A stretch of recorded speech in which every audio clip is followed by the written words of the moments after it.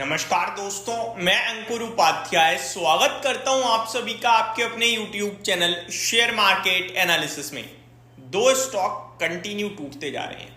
पूरा बाजार धीरे धीरे थोड़ी बहुत रिकवरी दिखा रहा है, लेकिन स्टॉक्स बिल्कुल रिकवरी नहीं दिखा रहे हैं। एक स्टॉक जिसके बारे में कल भी मैंने बात करी थी कि भैया नंबर्स बेहद खराब आए हैं, लेकिन स्टॉक जो है कंपनी बैंक बहुत स्ट्रांग है, अच्छी ग्रोथ है और गिरावट जो लेवल्स दिख रहे हैं वहां पे होने के बाद हमें एक बार सोचना चाहिए खरीदने के बारे में।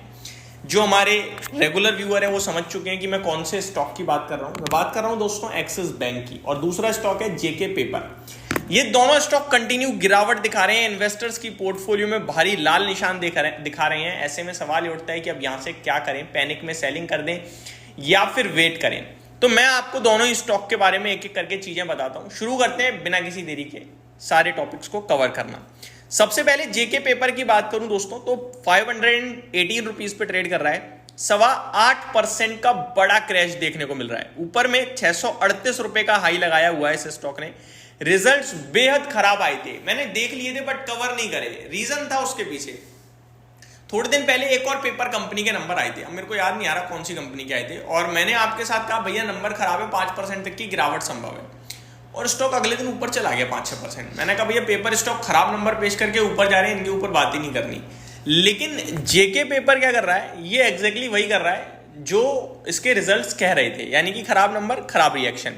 इसी प्रकार हमने ओरिएंटल होटल्स के नंबर कवर करे। ओरिएंटल होटल्स के नंबर खराब थे, मैंने कहा 4 से 5% टूटेगा, टूट भी गया।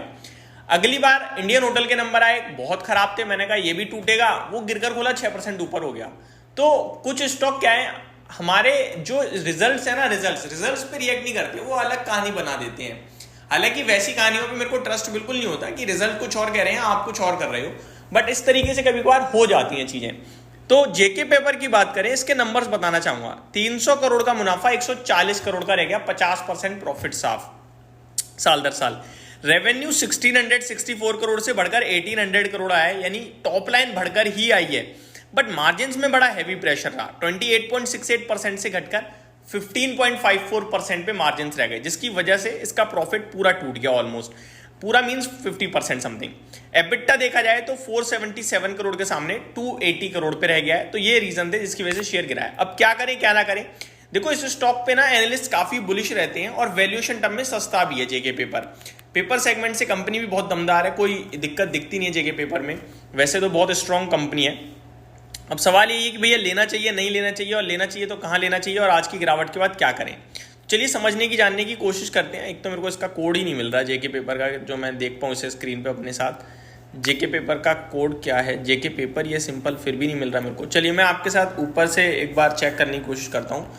520 रुपीज़ पे स्टॉक ट्रेड कर रहा है, एक बहुत बड़ा आज गैप डाउन ओपन हुआ है। मेरे हिसाब से स्टॉक आज जहाँ पे आपके लिए आज का जो लो लगा है, आई थिंक काफी नीचे का है, 498 है।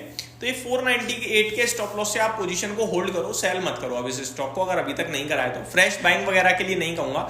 अगर 498 ब्रेक कर दे आज के लो को दोबारा से, देन हमें थोड़ी प्रॉब्लम है। 500 के नीचे प्रॉब्लम है, अदरवाइज मेरे को लगता है दोबारा रिबाउंड मार देगा स्टॉक और ऊपर में 550-560 तक आ सकता है। अब आते हैं एक्सिस बैंक। इसके रिजल्ट्स मैंने डिस्कस भी करे थे, खराब नंबर थे, बेहद खराब थे, कहा भी था कि गिर सकता है। 1180 रुपए तक की बात करी थी, 1120 पे बहुत स्ट्रॉन्ग सपोर्ट है, 1180 से थोड़ा थोड़ा हम खरीदना शुरू कर सकते हैं, 1120 नहीं ब्रेक करेगा, ये सारे मेरे वर्ड्स थे, एग्जैक्टली वही हो रहा है। अभी पहले रिजल्ट सुन लीजिए। मार्जिन 4.05% पे स्टूड है, ये ठीक है, लेकिन नेट एनपीए बढ़कर आया 0.331 के सामने 0.34% पे आया। हालांकि सारी बैंकों का एनपीए जो है बढ़ रहा है क्वार्टर 1 में, और बढ़ता भी है। अगर जीएनपीए की बात करें तो वो भी आपके लिए बढ़ता हुआ दिखा है, 1.43% के सामने 1.54%, तो ये भी खराब था। प्रोविजंस डबल हो गए, 1185 करोड़ के सामने 2040 करोड़, तो ये थोड़ा ज्यादा खराब हो गया। इंटरेस्ट 25,500 करोड़ के सामने 30,000 करोड़ का बैंक ने बनाया, ये बढ़िया था। बाकी आप प्रॉफिट की बात करें तो 6,035 करोड़ का मुनाफा बनाया कंपनी ने 5,800 करोड़ के सामने, और अनुमान जो था वो 6,300 करोड़ का था। मैंने कल इस पर टिप्पणी भी करी थी कि अब मैं क्या बोलूं, एक ब्रोकरेज हाउस कह रही है कि 5,800 करोड़ का प्रॉफिट पेश करेगी कंपनी, उसके सामने तो बीट कर दिया, लेकिन वहीं 2-3 रिपोर्ट मैंने और पढ़ी तो वो कह रहे हैं भैया 6,300 करोड़ का आना चाहिए, उसके सामने मिस हो गया एस्टिमेट के जो अनुमान थे। तो ये नंबर मैंने ओवरऑल आपको नेगेटिव साइड पे ही बोले थे। अभी यहां से क्या करें क्या ना करें, ये अपने आप में एक सवाल उठता है। मेरे हिसाब से 1160 रुपए not a bad level to accumulate to average, but आज इसलिए नहीं क्योंकि आज ना कुछ हो रहा है इस स्टॉक में, प्रेशर क्रिएट हो रहा है। आज ये अकेले ही बैंक निफ्टी को भी नीचे धकेलने का काम कर रहा है। 1157 डे लो पे ट्रेड कर रहा है, कोई रिकवरी नहीं कर रहा है। तो स्टॉक अपने लेवल्स पे अब ये 1115 से 1120 तक पहुंचेगा। तो अब सुनिए ध्यान से, आज बेशक कुछ नहीं करेंगे या 330 के बाद देखेंगे या रिकवर करना शुरू करेगा तो देखेंगे, लेकिन इस भाव पे एज अ इन्वेस्टर मैं आपसे कह रहा हूं, अगर आपका व्यू अगले 6 महीने से 9 महीने का है तो ये शेयर आपको 1220 रुपए दिखाएगा। अब 1158 से 1220 तो केवल 6% होता है, लेकिन आप ये सोच लो कि 1120 के करीब आ गया शेयर और वहां तक आपने एवरेज कर लिया, तो आपके लिए 100 रुपए प्रति शेयर का डायरेक्ट मुनाफा बन जाएगा। 10% 9 महीने में मेरे को लगता है बेस्ट हो सकता है, बट आज नहीं लेंगे क्योंकि आज प्रेशर है, कल से देख लेंगे। तो ये बेचने वाला अब भाव नहीं है। यहां से और नीचे की लेवल जरूर दिखते हैं 1120 तक, पैनिक क्रिएट हो रहा है अब, बट पैनिक में सेलिंग करना हमेशा गलत रहा है। और एक्सिस बैंक जैसे दिग्गज स्टॉक में तो मेरे को नहीं लगता कुछ करना चाहिए आपने। 13 के मल्टीपल्स पे मिल रहा है, कोई महंगा नहीं है, मार्केट कैप अच्छा है, कंपनी बहुत अच्छी ग्रो कर रही है। अगर आप देखें तो आईसीआईसीआई और एक्सिस ऑलमोस्ट सिमिलर ग्रोथ आ रही है। आईसीआईसीआई थोड़ी ज्यादा कर रही है, बट एक्सिस का भी अच्छा खासा नाम हो गया है प्राइवेट सेक्टर में।